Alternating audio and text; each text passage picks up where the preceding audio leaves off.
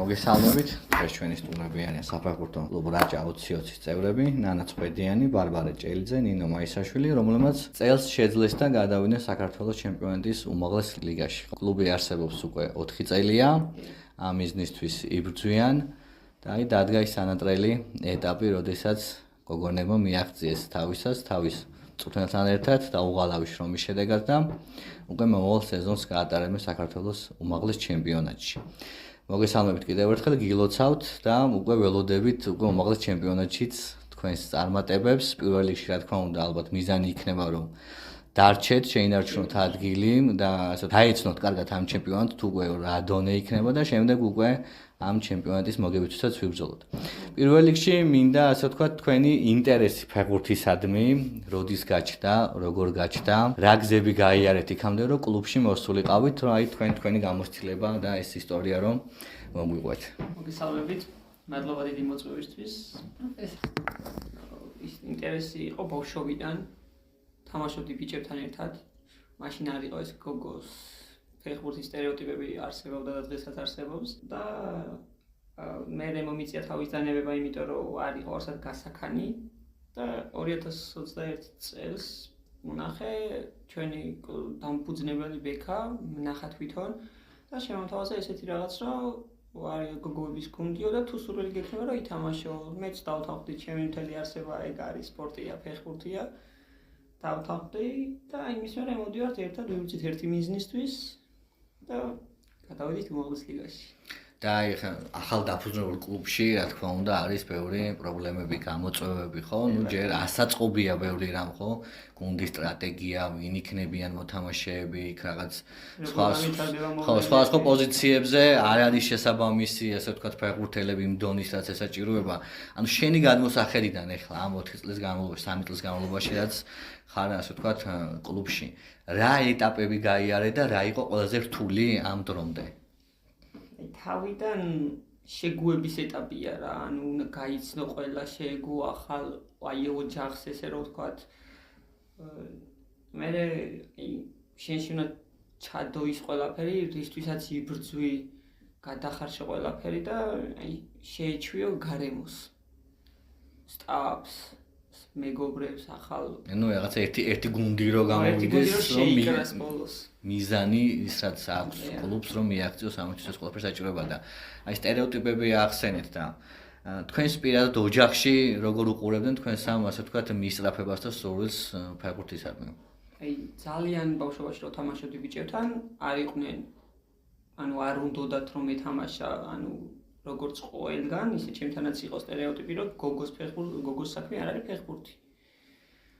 აი ფეხები გაგიფუჭდება და კუნთები დაგედება და რაღაც ეგეთები. მაგრამ ნუ დამიშალეს არაო.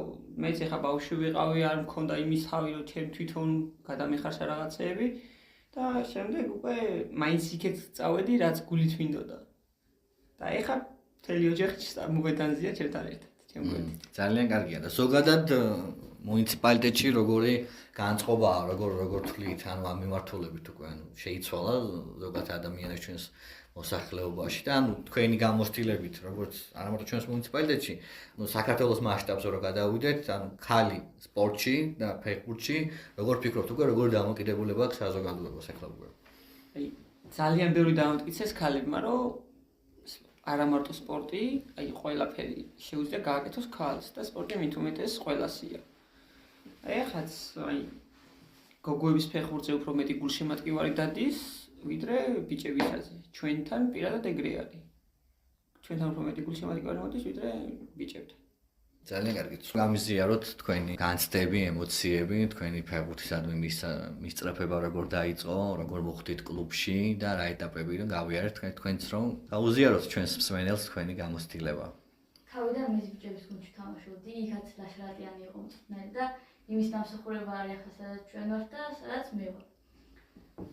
ოჯახი ძალიან გვერდში მიდგას თავიდანვე და ახლა ძალიან გვერდში მიდგას და მადლობელი ვარ ყველას. ძალიან კარგი. მეც იგივენაირად ბიჭებთან ერთად თამაშობდი და როგორც კი გამოჩნდა რაჭაში გოგოების ფეხბურთი, მაშინ იმ წელს მივედი და გავიწყე ვარჯიში. და ეხლა თქვენ ნახეთ რა განცდა იყო, როდესაც მოგეცათ ის, რასაც ოცნებობდით, ხო? ანუ გოგონების გუნდი, საფეხბურთო კლუბი, ბიჭებთან რო ვარჯიშობდით, რა თქმა უნდა, მას შესაძლოა კონდეს თავის უპირატესობები, თუმცა ეს სრულიად სხვა არის და უკვე როდესაც გოგონების საფეხბურთო კლუბში მოხვდით, ეს უკვე როგორ თქვენს თავში, როგორ გადახარშეთ, რა მიზნები დაისახეთ უკვე, ხო?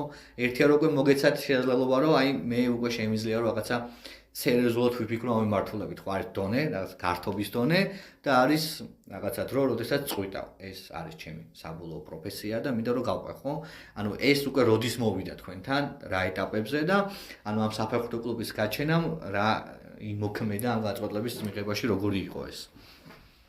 მე როგორც გუნდში მივედი, იმ წუთში ვიგზავნე ყველა ბავშვი ეს დიდი პროფესიონალიზმი და მათი საქმის მიმართ დიდი სიყვარული და მეც გამჩნდა სურვილი, რომ მათნაირად ვყოფილიყო. იგივე თავიდანვე კარგი ბავშვები იყო, გვიყვარდა ფეხბურთი, ეს საქმე რაშიც ვიყავით და მივაღწევთ იმას, რაზეც ვოცნებობდით და აწი უფრო მეტი მიზნები გვაქვს. თქვენი აზრით, საფეხბურთო კლუბი გოგონების, რომელმაც თავისი რაღაცა მიზანი შესაძლოა ადრეც კი შეასრულა, იმიტომ რომ 4 წელი არ არის ახლა ის დიდი დრო, რომ ახლა ეტაპები გაიარეთ, ხო? სხვა ლიგებიდან გამოხვალით და უკვე გადახვედით უმაღლეს ჩემპიონატში. თქვენი სურვილი და მიზანი რა არის? ახლა უკვე როგორ ხედავთ კლუბს და პირადად თქვენს, ასე ვთქვათ, თავს მომავალ წლებში? ჩვენი მიზანია ჯერ მიზნად ქონდა გადავშლიყოთ უმაღლესში, მართლა დიდი ბრძოლა გამოვიარეთ. 4 წელი ვიბრძოდით იმისთვის, რომ მიგვეღწია იმისთვის, რომ გადავშლიყოთ უმაღლესში. ეხლა გადავედით, ეხლა ახალი მიზანი ისახება გუნდში.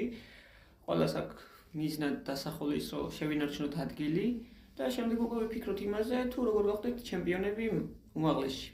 და ჩემი პირადი ოცნება და მიზანი არის ეროვნულ ნაკრებში თამაში, ალბათ როგორც ყველა ფეხბურთელის და ვიბრძვი მაგ მიზნის მისაღწევად ბოლომდე. თქვენი ინდივიდუალური მიზანი როგორც ფეხბურთელის სად არის, რას ხედავთ მომავალ წლებში? სადგინად რო იყო? მე ჯერ ამ კლუბით ვინა რომ მოვიგო უმაღლესი. ძალიან კარგი. თქვენ შემთხვევაში? რაღაც ჯერჯერობით ჩემ კლუბის ერთგული იქნება. და საყვარელი კლუბები თუ გაქვთ? დიახ. საქართველოს ჩემთვის ყველა საყვარელი კლუბი. ანუ რაღაცა უცხოურ კლუბებში ესე გამორჩეულად არ გაქვთ. ნუ შემდეგი ეტაპი ხა თქვენ თუ შეძლებთ რომ მოიგოთ საქართველოს ჩემპიონები გახდეთ, უკვე გვაქვს ევროპის ტურნირები. ანუ ეს თქვენი აზრით ეს რას მოუტანს კლუბს და შემდეგ ნუ ქალაქისთვის რამხელა ასე ვთქვათ გამოწვევა იქნება, რამხელა პასუხისმგებლობა და რამხელა ასე ვთქვათ სახელის გატანა, ხო? ანუ ამაზე თუ გიფიქრიათ, რომ რადგან ეს შეძელით რომ რაღაცა უმაღლესში ახვედით, ნუ ჩემპიონობაც უკვე არის და შემდეგ უკვე ევრო ტურნირები, ანუ ამაზე თუ გაგირბით ფიქრი ჯერ. რატომაც არა. ყველაფერი შესაძლებელია. თუ კი მოინდომებ და მიზნად დაისახა, ყველაფერს მიღწევა შესაძლებელია. ძალიან კარგი. საქართველოს ნაკრები ახსენეთ, რომ თქვენი ოცნება არის ეროვნულ ნაკრებში თამაში. აი თქვენ როგორ შეაფასებთ საქართველოს ქალთა ეროვნულ ნაკრების განვითარებას? ხო, რამდენი ხანია რაც თქვათ ადევნებთ თვალს და აი რას გამოყოფდით ბოლო წლებში, რა შევცვალეთ, რაში გქონდა ნაკრებს პრობლემა და ეხლა რა შეიცვალა, რა სიკეთეები გვაქვს, თქვენი ანალიზი როგორც ფეხბურთელს და ადამიანს, რომელსაც გაქვთ სურვილი რომ შემდგომში მოხვდეთ მანდ, ხო? ალბათ მანდაც მიდგომა იყო ერთგვარი, ანუ მიდგომა ჭირდება რა. ეხლა რასაც ვაკვირდებით ბოლო წლებში, აი მეტად განვითარდა ნაკრები, ვიდრე ადრე წლებში იყო. უფრო მეტი შედეგი დადეს და უფრო და უფრო ვითარდებიან ჩვენი ახალი ტრენერის მიშვეობით. ხელახლა წამოვიდა რაღაცა ყურადღება ისო ფეხბურთს, რომ გვახსოვს ჩვენ პერიოდი, როდესაც ქალთა ფეხბურთს, კაცთა ფეხბურთსაც როგორი, ასე ვთქვათ, ნიჰილიზმი იყო და საერთოდ სტადიონების გაუქმებასაც ითხოვდნენ, რაში ხარჯება ამდენი ფული, ეს განპირობებული იყო შედეგებით. როდესაც შედეგები უკვე არის დადებითი, რა თქმა უნდა, უკვე მერე ექცევა ყურადღება ყველა სახეობას, ხო? ამ შემთხვევაში, ანუ ქალთა ფეხბურთის პერიოდიც დაიმთხვა მამაკაცების ეროვნული ნაკრების ასე თუ განვითარებას და იმ შედეგებსაც, ხო? და ამანაც სრული შეიტანა. ის რა მაინტერესებს ამ ეტაპზე, ხა რასაც გადიოდით, სანამ უმაღლეს ჩემპიონატში გადმოხვიდოდით, ამ პროცესებში, ანუ როგორ იყო ჩართული, ასე ვთქვათ, თქვენს ირგვლივ ვინტრიალებდა, ვინ იყო თქვენი მხარდამჭერები, ანუ რა თანადგომა და გვერდში მდგომა გქონდა და როგორი დონის, რომ ეს შედეგი მოსულიყო, იმიტომ რომ არ არის მარტივი პატარა მუნიციპალიტეტის გუნდმა ესეთი შედეგი დადოს, ხო?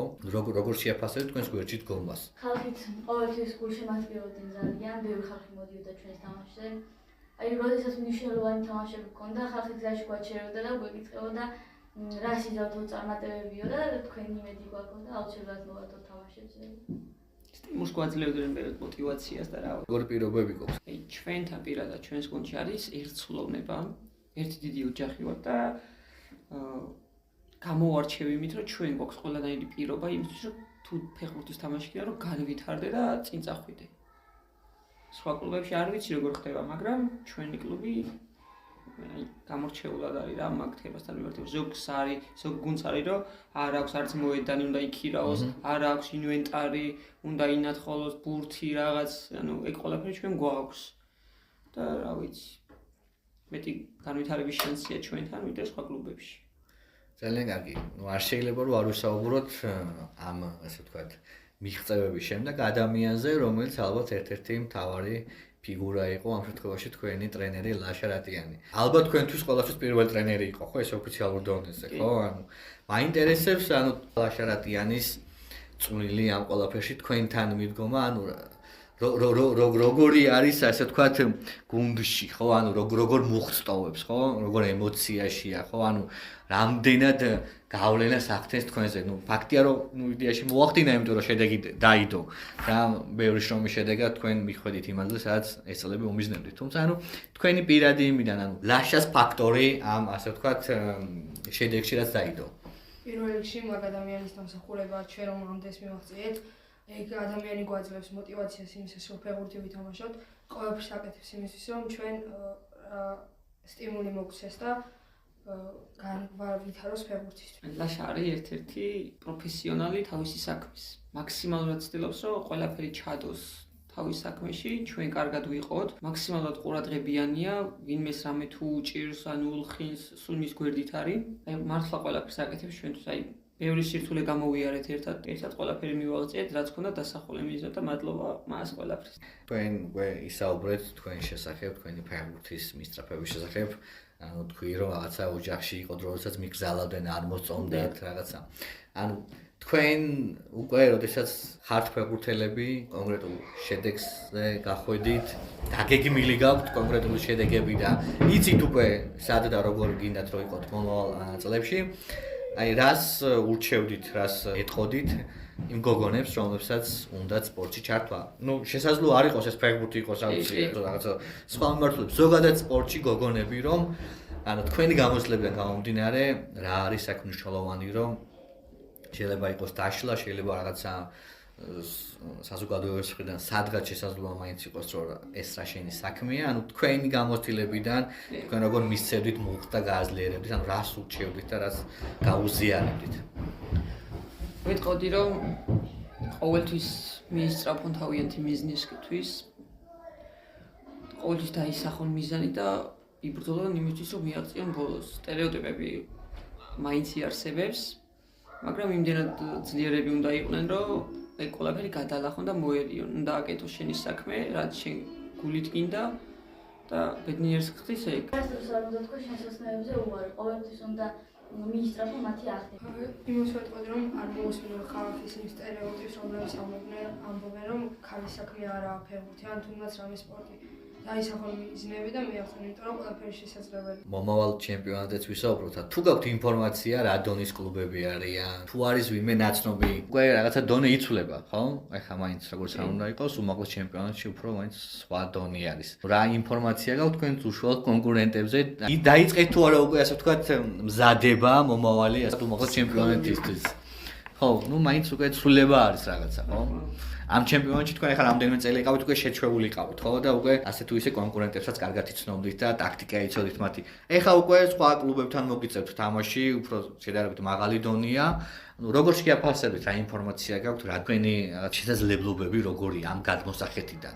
რას ფიქრობთ? რა თქმა უნდა მეორე ლიგასთან შედარებით უმაღლესი ლიგა მეტად რთულიც არის და უფრო სხვა მიდგომა არის მან. შეუძლებელი არაფერი არ არის. თავარია ერთად ბრძოლით და შედეგიც რა თქმა უნდა იქნება. არიან რთული გუნდები, ლანჩხუთს გამოვარჩევ მაგალითად, მესამე თუ მეოთხე გახდა ჩემპიონატი საქართველოსი. ნუ ევროპულ ტურნირებზეც კი, საკვალიფიკაციოშიც იგებს და ჯგუფურ ეტაპზეც იყვნენ როგორც ვიცი. და სხვა ესეთი გამორჩეული, ესეთი ძლიერი კლუბი ყავს ლანჩხუთის გარდა? რამდენიმე კლუბი? კვარტალი. სამეგრელოც კარგი გუნდია. და თქვენთან ერთად ვინმე გადავიდნენ? თბილისის გუნდია ვერა და ჩხოროწყუ. ანუ ნაცნობი კლუბები იქნება. ორი ნაცნობი კლუბი იქნება. ძალიან კარგი. უღრმესი მადლობა. წარმატებებს გისურვებ. ჩემ და სამწუხაროდ ჯერ არ ყოფილვარ თქვენს თამაშზე. აი უმაღლეს დაგესწრებით, ჩავერთვები აქტიურად გულშემატკივრობაში, ასევე ჩვენი საქმიანობით თქვენს საქმიანობის გაშუქებასაც გავაძლიერებთ, რომ წვდომაც მეტი კონდეს ჩვენს, ასე ვთქვათ, სმეილს და მაყურებელსაც ინფორმაცია თქვენი წარმატების შესახებ. მოკლედ წარმატებები, უღრმესი მადლობა ჩვენთან სტუმრობისთვის.